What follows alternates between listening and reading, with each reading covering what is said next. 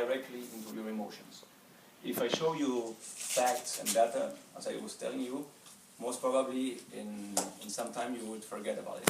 However, if I relate whatever I am explaining with an emotion, it will stick.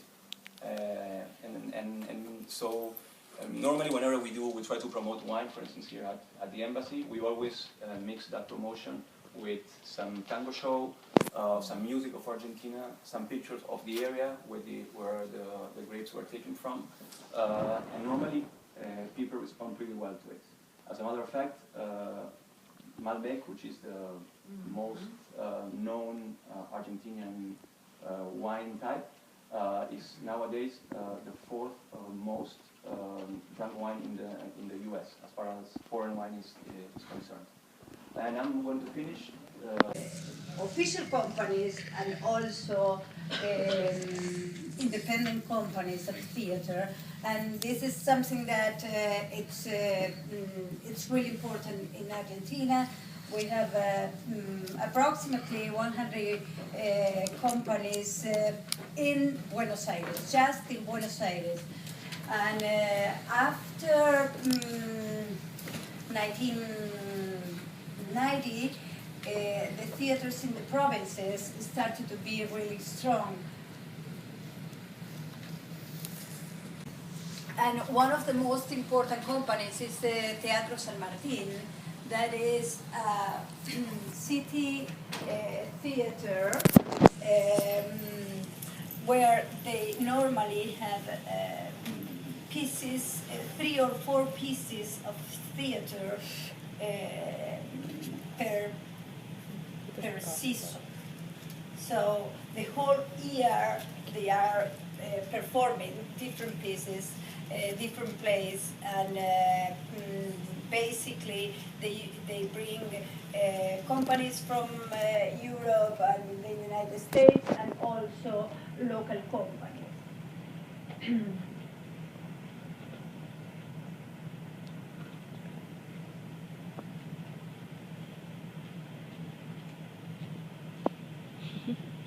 I don't know what happened. Oh.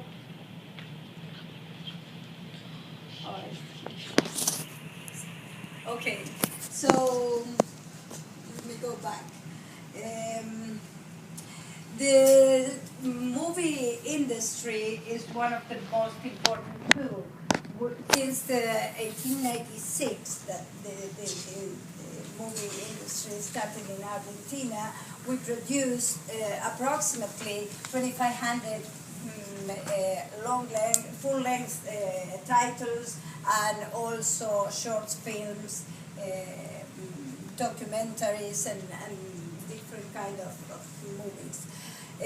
We have 2 Oscars for the films. La Historia Oficial in 1985 and El Secreto de Sus Ojos, The Secret of Her Eyes, in 2009. This is the film. I don't know if you are familiar with the film. Yes. The other thing that we have since almost the beginning of the 20th century, at the beginning of 1900, the year of 1900, the puppets. Puppets are really important in Argentina.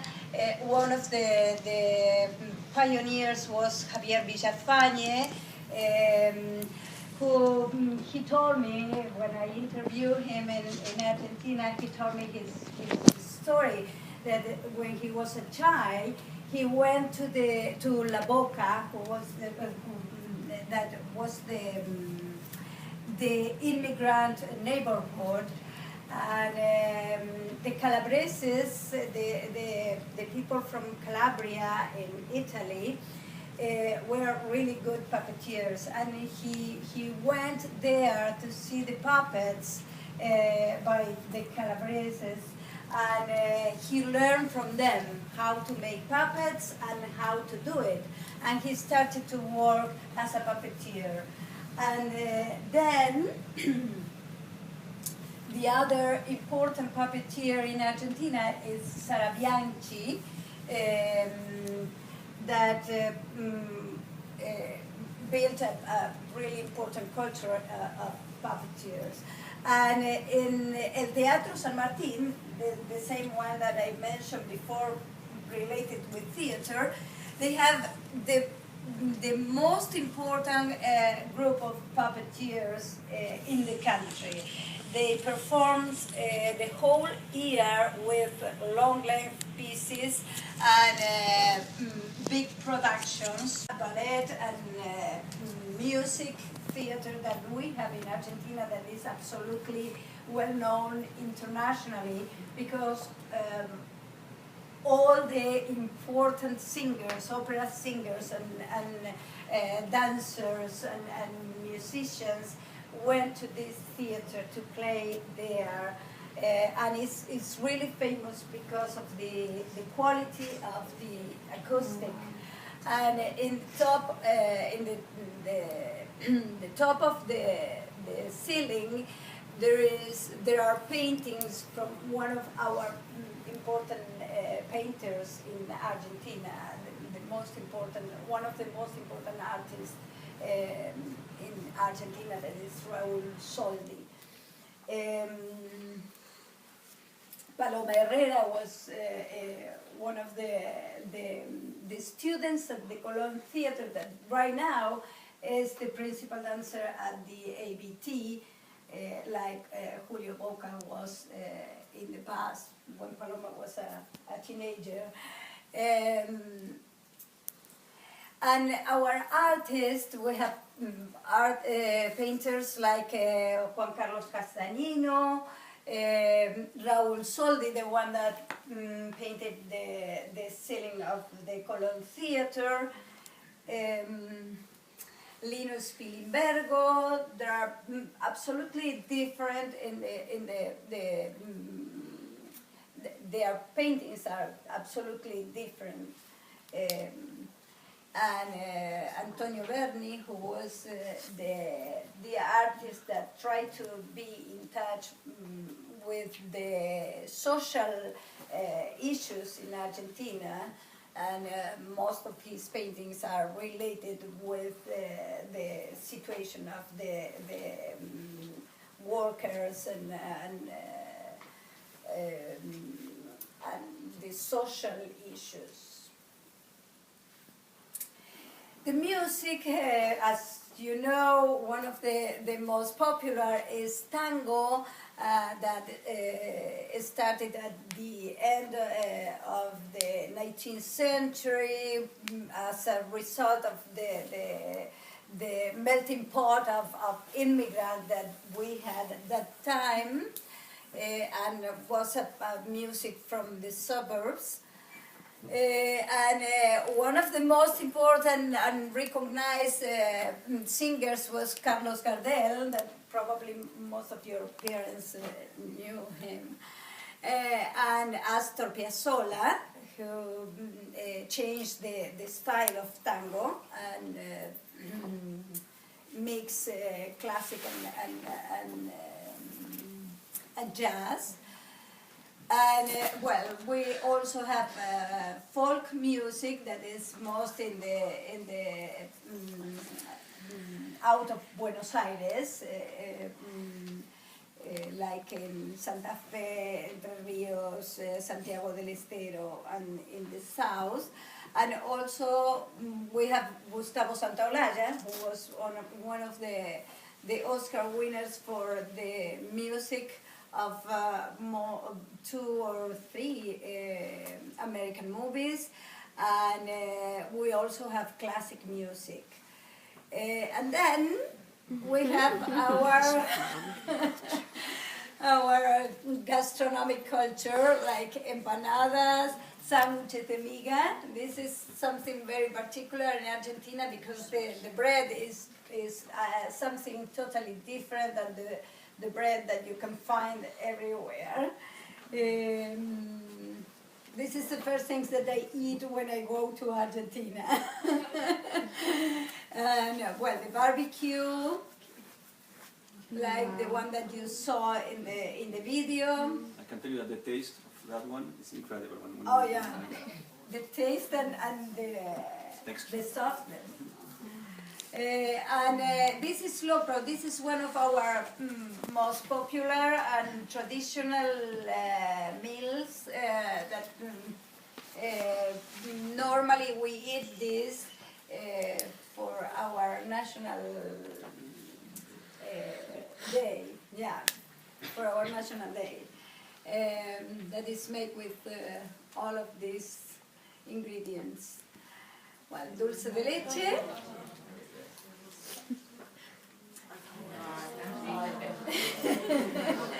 You're acquainted with the Argentine culture, I can hear. And well, mate, that is the most popular beverage that we have. And that's it. Normally, Argentina has a mix between the support the arts from the government or also independent companies. But normally, the government is supporting the arts. How do they support the arts? How? Through different programs, even with programs related with the indigenous and the production of the indigenous, the theater with not only supporting different theaters in the country, but also supporting companies, state companies like Teatro Cervantes, for example. The actors that are working for El Teatro Cervantes are supported by the government, and The movie industry also has lots of support for its industry.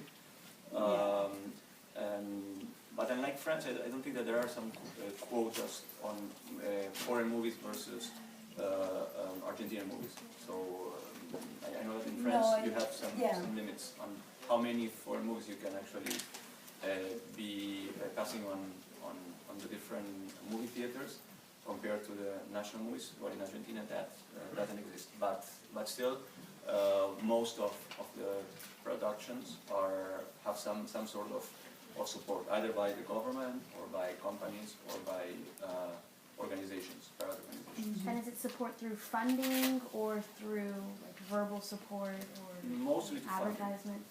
yeah, we don't have the possibility that you have here, that you have can have a non-profit organization in the arts to support the company, for example, like the Washington Ballet, that they have a board, and it's a non-profit organization that can receive funds from other companies, and they can deduct the money from the taxes.